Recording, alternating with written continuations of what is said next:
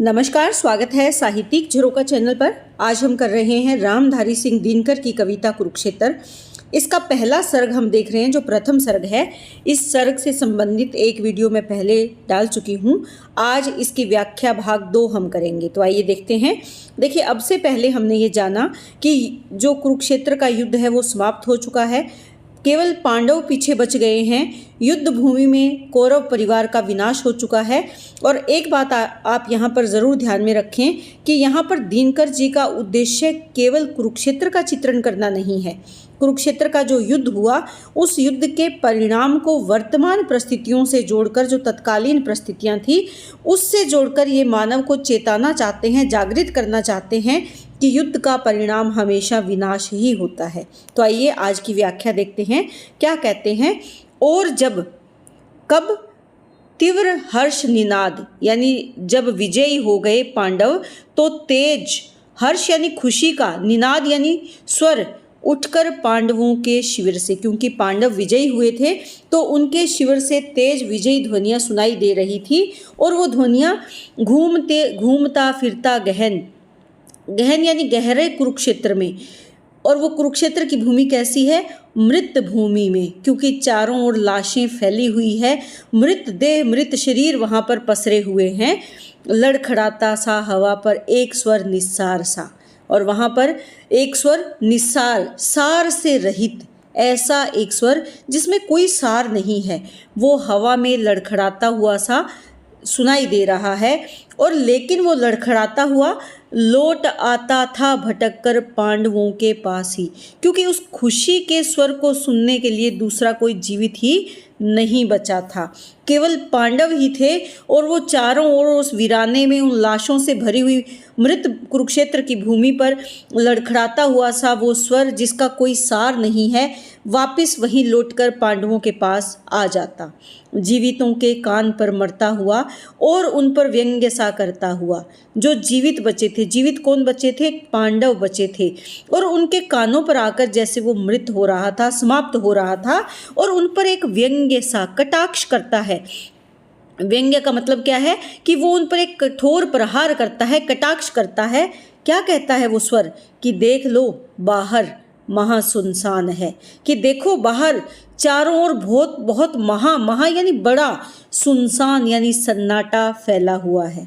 सालता जिनका हृदय में लोग वे सब जा चुके, कि जिनके हृदय को मैं सालता था, दुख देता था, वे सब लोग अब इस संसार से जा चुके हैं, विदा हो चुके हैं, मृत्यु को प्राप्त हो चुके हैं। तो यहाँ पर युद्ध के पश्चात के वातावरण को चित्रित तो क्या किया गया है? व्यंग्य किया गया है। तो यहाँ अगर देखें, इस वातावरण को चित्रित करने में इन पंक्तियों में जो अलंकार प्रयोग हुए हैं, सबसे पहले अगर हम देखें तो यहाँ पर अनुप्रास अलंकार का सुंदर चित्रण किया गया है। हर्ष, निनाद, यहाँ जहाँ अनुप्रास अलंकार कहाँ जा, एक ही महासुनसान अगर कहें तो जहाँ एक ही ध्वनि की या पुनरावृत्ति हो, वहाँ कौन सा अलंकार होता है? अनुप्रास अलंकार। इसके बाद अगर देखें तो रूपक अलंकार का सुंदर प्रयोग कहाँ पर किया है? यहाँ स्वर को लड़खड़ाता सा, यानी किस रूप में? जीवित रूप में इसे चित्रित किया गया है। तो यहाँ लड़खड़ाता सा स्वर क्या है? जो शब्द है यहाँ पर कौन सा अलंकार है? रूपक अलंकार का प्रयोग हुआ है। इसके साथ साथ व्यंग्य अलंकार भी यहाँ इन पंक्तियों में शामिल किया गया है। व्यंग्य सा करता हुआ, देख लो बाहर महा सुनसान है। तो यहाँ जीवितों के हर्ष और मृतकों की वीरता के अभाव पर क्या किया गया है? व्यंग्य किया गया है। इसके साथ साथ अगर देखें, उपमा अलंकार का भी यहाँ पर सुंदर प्रयोग देख सकते हैं हम। इन पंक्तियों में आप देखिए, लड़खड़ाता सा, निस्सार सा, ये जो पंक्तियाँ हैं, तो इन निस्सार सा या लड़खड़ाता सा, यहाँ पर सा जो शब्द है, ये हमें किस ओर संकेत करता है? उपमा अलंकार का बोध करवाता है। व्यंजना अलंकार में देखें तो पूरा जो अंश है ये काव्य का, ये भाव व्यंजित होता है। युद्ध की विजय में भी शोक और रिक्तता की गूंज यहाँ पर सुनाई देती है। तो ये जो जीत है, ये बाहरी जीत है, लेकिन भीतर से सब हारे हुए हैं। तो यहाँ पर भी व्यंजना यानी भावों की बहुत सुंदर रूप से व्यंजना की गई है। तो कौन सा अलंकार है? यहाँ पर व्यंजना अलंकार भी है। तो आगे देखते हैं क्या कहते हैं। हर्ष के स्वर में छिपा जो व्यंग्य है, हर्ष यानी खुशी के स्वर में जो व्यंग्य यानी कटाक्ष छिपा है। कटाक्ष कौन सुन समझे उसे। प्रश्नात्मक शैली है कि कौन उसे सुने और कौन उसे समझे। सब लोग तो अर्धमृत से हो रहे आनंद से, कि सब लोग आनंदित हैं, लेकिन किस अवस्था में? अर्धमृत अवस्था में। अर्धमृत अवस्था कैसी है कि बाहर से तो वो चेतना से युक्त हैं, लेकिन उनका जो भीतर है, जो भीतरी भाव है, जो उनका मन है, जो उनका हृदय है, वो क्या है? मर चुका है, मृत हो चुका है। तो ये अर्धमृत से आनंद में झूम रहे हैं। जय सुरा की सनसनी से चेतना निस्पंद है। जय यानी विजय की सुरा क्या है? शराब। लेकिन शराब यहाँ पर किसका तात्पर्य है? नशा, यानी विजय का नशा उनके सिर पर चढ़ा हुआ है। और यही जय सुरा यानी विजय का जो नशा है, उसकी सनसनी से चेतना यानी उनका जो जागृत भाव है वो निस्पंद है, स्पंदन से रहित है, उसमें जीवन दिखाई नहीं देता। किंतु इस उल्लास जड़ समुदाय में, लेकिन ये जो उल्लास से युक्त, देखिए विपरीत विरोधाभासी अलंकार है यहाँ पर। एक तरफ तो उल्लास है और दूसरी तरफ क्या है? जड़ है, यानी कोई भी उसमें चेतना नहीं है। ऐसा समुदाय जो उल्लास से भरा हुआ जड़ समुदाय है। जड़ यानी जिसमें जीवन नहीं है। क्यों? क्योंकि जो लोग बच गए हैं उनमें भी चेतना का अभाव है। वो भी देखिए, जो उसमें युद्ध में मरे वो भी तो उन्हीं के परिजन हैं, वो भी तो उन्हीं का परिवार है। ऐसे में एक तरफ युद्ध विजय का उल्लास तो है, लेकिन जो उनका भीतरी भाग है वो जड़ हो चुका है। एक ऐसा भी पुरुष जो विकल, बोलता कुछ भी नहीं पर रो रहा, मग्न चिंता लीन अपने आप में, कि इस ऐसे समुदाय में जो उल्लास से युक्त है परंतु भीतर से जड़ हो चुका है, एक ऐसा पुरुष भी है जो विकल है, बेचैन है, व्याकुल है। वो बोलता कुछ भी नहीं, लेकिन मन ही मन वो क्या कर रहा है? रो रहा है, मग्न है, चिंता में लीन है और अपने आप में ही विचार कर रहा है। तो यहाँ पर किस पुरुष की बात चल रही है? यहाँ पर युधिष्ठिर की बात चल रही है। तो यहाँ पर विरोधाभास अलंकार का सुंदर प्रयोग किया गया है। उल्लास और जड़ जो यहाँ पर शब्द लिया है, तो इन पंक्तियों में भी अगर देखें तो विरोधाभास अलंकार के साथ साथ रूपक, उपमा और अनुप्रास अलंकार का सुंदर प्रयोग हुआ है। देखिए यहाँ पर एक ऐसा भी पुरुष जो विकल है, बेचैन है, व्याकुल है, ये आपको क्या ध्यान में रखना है कि ये कौन है? ये युधिष्ठिर है, जो चिंता में मग्न है, अपने आप में विचार कर रहा है। सत्य ही तो जा चुके सब लोग हैं। ये सत्य ही है कि सब लोग जा चुके हैं दूर, ईर्ष्या, द्वेष और हाहाकार से। कि सब लोग किससे दूर जा चुके हैं? जो आपसी ईर्ष्या है, द्वेष है और हाहाकार है। कौन जा चुके हैं? जो इस संसार से विदा हो चुके हैं, जो मृत हो चुके हैं। मर गए जो वे नहीं सुनते इसे। जो मर चुके हैं वो उस विजय के हाहाकार को नहीं सुन पा रहे। हर्ष स्वर जीवितों का व्यंग्य है। यहाँ थोड़ी टाइपिंग मिस्टेक है।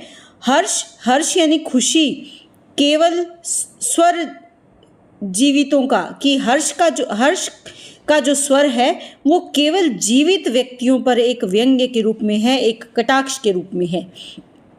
स्वपन सा देखा सुयोधन कह रहा। कौन देख रहा है स्वपन सा? स्वपन जैसा देख रहे हैं। कौन? युधिष्ठिर। उन्हें क्या लगता है कि सुयोधन यानी दुर्योधन उनसे कुछ कह रहा है, ऐसा उनको आभास होता है। और सुयोधन यानी दुर्योधन उनको क्या कह रहा है? ओ युधिष्ठिर, संबोधन कर रहा है। अरे युधिष्ठिर, सिंधु के हम पार हैं, तुम चिढ़ाने के लिए जो कुछ कहो, किंतु कोई बात हम सुनते नहीं। कि हम तो इस जीवन रूपी सागर से पार हो गए हैं, यानी हम तो मृत्यु को प्राप्त हो गए हैं। अब तुम चिढ़ाने के लिए, हमें विचलित करने के लिए, हमें चिढ़ाने के लिए कुछ भी कहो, लेकिन हम तुम्हारी कोई बात नहीं सुन पाते। यानी हम संसारिक जो द्वेष है, संसारिक जो ईर्ष्या है, हाहाकार है, या विजय की खुशी या मृत्यु का जो दुख है, उन सब से दूर जा चुके हैं। संसार रूपी सागर को हम पार कर चुके हैं। क्योंकि हम मृत्यु को प्राप्त हो गए हैं। हम वहाँ पर है महाभारत जहाँ दिखता है स्वप्न अंत शून्य सा। कि हम वहाँ पर हैं, हम उस स्थान पर अब आ गए हैं। ये कौन कह रहा है? दुर्योधन के द्वारा कही गई ये पंक्तियाँ हैं। और कहने का अभिप्राय यहाँ पर क्या है कि आभास हो रहा है, किसको? युधिष्ठिर को।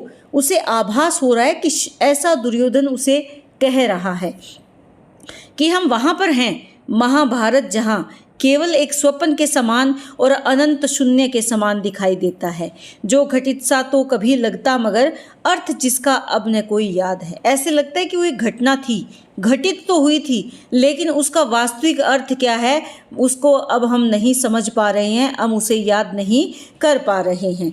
ये कौन कह रहा है? ये दुर्योधन कह रहा है युधिष्ठिर से। और कहने का अभिप्राय ये नहीं है कि मृत्यु के बाद वो उसके सामने खड़ा है। मृत्यु होने के बाद युधिष्ठिर चिंता में लीन है तो उसे ऐसा आभास होता है। आ गए हम पार, तुम उस पार हो, कि हम जीवन के इस पार आ गए हैं, यानी मृत्यु को प्राप्त हो गए हैं, और तुम इस जीवन रूपी सागर के उस पार हो, यानी तुम अभी जीवित हो। यह पराजय या कि जय किसकी हुई? अब तुम विचार करो कि ये पराजय या जय किसकी हुई, यानी कौन हारा कौन जीता। प्रश्न कर रहा है दुर्योधन। व्यंग्य पश्चाताप अंतर्दाह का अब विजय उपहार भोगो चैन से, कि अब जब हमारी मृत्यु हो चुकी है तुम ये विचार करो कि कौन जीता कौन हारा, क्योंकि अब जब तुम जीवित हो तो तुम्हारे जीवन में पीछे क्या बच गया है? कटाक्ष, व्यंग्य बच गया है, पश्चाताप बच गया है, अंतर्दाह यानी तुम्हारे अंदर ही अंदर अब कुछ लगातार जल रहा है। तुम्हारी विजय का यही उपहार है, यानी तुमने हमको मारकर जो विजय प्राप्त की है उसके उपहार के रूप में क्या मिला तुम्हें? व्यंग्य मिला, पश्चाताप मिला, अंतर्दाह मिला। अंतर्दहन या अंतर्दाह यानी भीतर ही भीतर एक अजीब तरह की पश्चाताप की जो अग्नि है वो तुम्हारे भीतर जल रही है। अब तुम इसे चैन से भोगो, यानी अब तुम इसके साथ अपना जीवन व्यतीत करो। हर्ष का स्वर घूमता निस्सार सा, खुशी का स्वर बिना किसी सार के, बिना किसी आधार के वो घूम रहा है, लड़खड़ाता मर रहा कुरुक्षेत्र में। और वो खुशी का स्वर, खुशी का नाद लड़खड़ाता हुआ ऐसे लग रहा है कुरुक्षेत्र की भूमि में अपने अंतिम क्षण गिन रहा है या वो मर रहा है। ओ युधिष्ठिर सुन रहे अव्यक्त सा, ओ यानी और, युधिष्ठिर सुन रहे हैं उस अव्यक्त को। अव्यक्त जिसको व्यक्त नहीं किया जा सकता उसे केवल और केवल युधिष्ठिर अनुभव कर रहे हैं। एक रव मन का कि व्यापक शून्य का। रव का मतलब क्या होता है? ध्वनि या शोर। और ये शोर किसका है? उनके मन का है, या चारों तरफ जो व्यापक शून्य पसरा हुआ है, चारों तरफ जो मृत्यु का सन्नाटा छाया हुआ है उसका स्वर है। वो खुद भी समझ नहीं पा रहे हैं। रक्त से सींच कर समर की मेदिनी, मेदिनी यानी धरती, धरा, समर यानी युद्ध की भूमि को, जिस युद्ध भूमि को उन्होंने रक्त से सींचा, हो गई है लाल नीचे कोस भर। और वो इतनी गहरी कोस भर नीचे तक लाल हो गई है, इतना रक्त बहा कि उन्होंने युद्ध भूमि को इतने रक्त से सींचा कि वो नीचे भी कोस भर गहराई में रक्त चला गया है।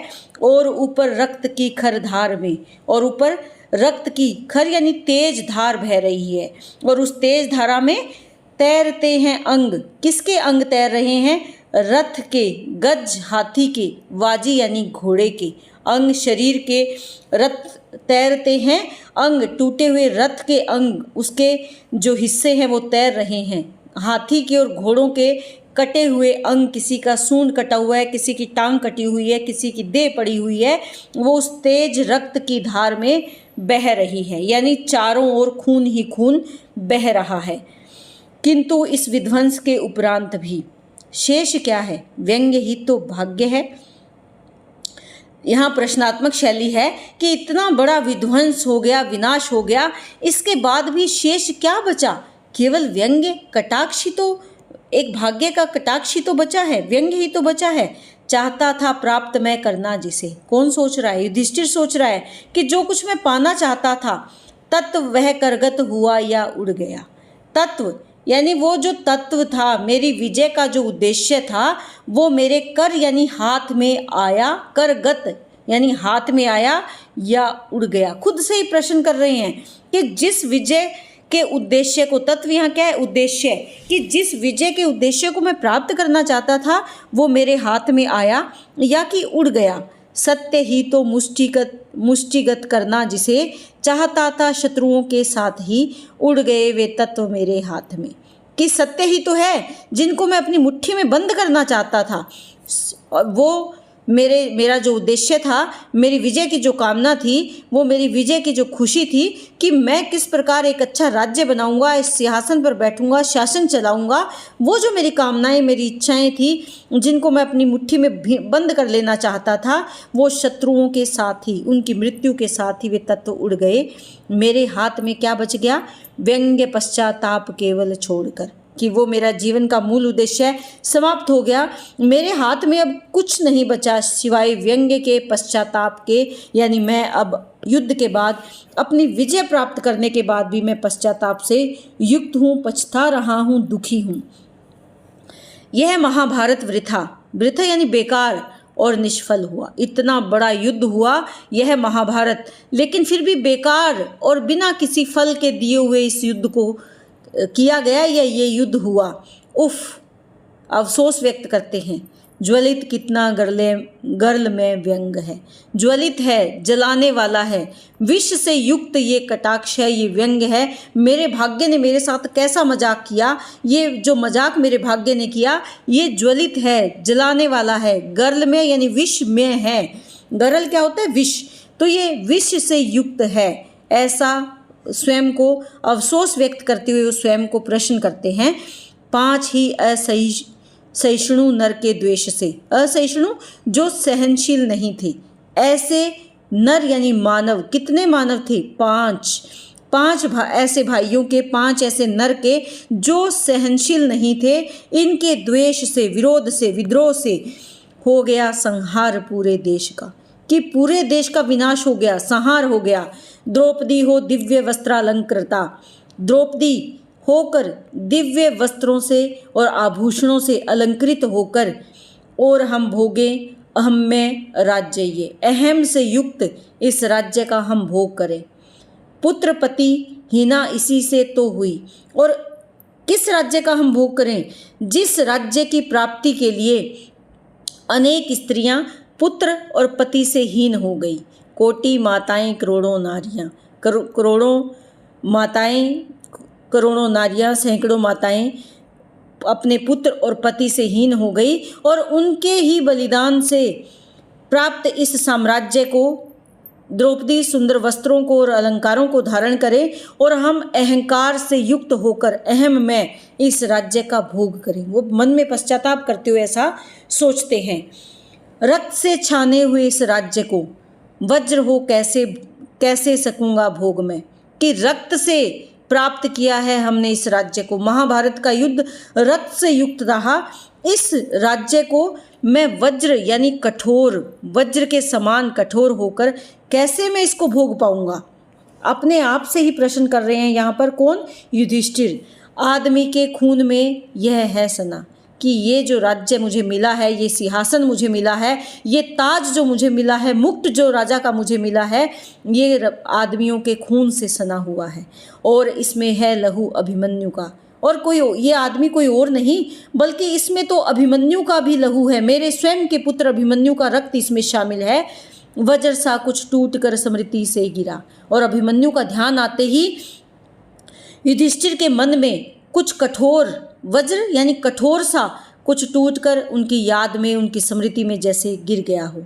दब गए कौन्तेय दुर्वह भार में। दब गए कौन्तेय यानी कुंती पुत्र युधिष्ठिर उस असहनीय भार में दब गए। दब गई वह बुद्धि जो अब तक रही खोज सी कुछ तत्व रण के भस्म में। कि अब वो बुद्धि भी दब गई, वो बुद्धि भी अब सोचना बंद कर चुकी थी। जैसे ही उन्हें अभिमन्यु का ध्यान आया, अब वो बुद्धि भी दब गई जो अब तक कुछ तत्व रणभूमि की बची हुई राख में खोजने के लिए विवश थी, या खोजने का प्रयास कर रही थी कि इस युद्ध का परिणाम क्या हुआ, इस युद्ध से हमें क्या हासिल हुआ। इस पर जो बुद्धि विचार कर रही थी वो भी अब रुक गई, थम गई, दब गई। भर गया ऐसा हृदय दुख दर्द से कि उनका हृदय दुख और दर्द से भर उठा। फैन या बुदबुद नहीं उसमें उठा। ना ही कोई झाग। फेन क्या होता है? झाग। जब कोई चीज़ को हम रिक्त स्थान को जब हम भरने का प्रयास करते हैं किसी द्रव्य पदार्थ से, तो वहाँ पर या तो झाग उठते हैं या हवा के कारण बुलबुले बनते हैं, लेकिन कुछ भी नहीं हुआ। इतना दर्द उनके मन में भर गया कि ना ही कोई झाग उत्पन्न हुए, ना ही कुछ बुलबुले निकले। खींच कर उच्छ्वास बोले सिर्फ वे, एक लंबा सांस लेकर, उच्छ्वास लंबा सांस खींचकर वे इतना ही बोल पाए, पार्थ मैं जाता पितामह पास हूँ। पार्थ यहाँ पर कौन है? अर्जुन है। अर्जुन को वो क्या कहते हैं कि मैं कहाँ जा रहा हूँ? पितामह। पितामह कौन है? भीष्म पितामह, जो युद्ध के बाद भी सरशैया पर अपना जीवन जी रहे हैं, क्योंकि उन्हें इच्छा मृत्यु का वरदान प्राप्त था। तो अभी तक उन्होंने मृत्यु को मांगा नहीं, बल्कि अभी भी वो युद्ध भूमि में उसी सरशैया पर लेटे हुए हैं जिस पर अर्जुन ने उनको लेटाया था। तो यहाँ पर युधिष्ठिर अर्जुन से कहते हैं, पार्थ, पार्थ यानी अर्जुन, मैं जाता हूँ किसके पास? भीष्म पितामह के पास। और हर्ष निनाद अंत शून्य सा लड़खड़ाता मर रहा था वायु में। और वो खुशी का जो स्वर था, खुशी की जो ध्वनि थी, वो उस अनंत शून्य में, चारों ओर पसरे हुए सन्नाटे में ऐसे लग रहा था, लड़खड़ाता हुआ सा उस वायु में मर रहा है, समाप्त हो रहा है, कमज़ोर हो रहा है। तो यहाँ पर जो स्वर या निनाद है उसका मानवीकरण किया गया है कि वो लड़खड़ाता सा मर रहा है वायु में। तो उम्मीद करती हूँ कि प्रथम सर्ग की व्याख्या आपको बहुत अच्छे से समझ में आई है। इस पूरी ही व्याख्या में ज़्यादातर जो अलंकारों का प्रयोग हुआ है, उपमा अलंकार का प्रयोग है, अनुप्रास अलंकार का प्रयोग है, रूपक अलंकार का प्रयोग है। इसके साथ साथ व्यंजना शब्द शक्तियों का बहुत ही सुंदर तरीके से इस्तेमाल किया है इन पंक्तियों में रामधारी सिंह दिनकर जी ने। तो उम्मीद है ये व्याख्या आपको अच्छे से समझ में आई। कमेंट करके ज़रूर बताएं। बहुत बहुत धन्यवाद।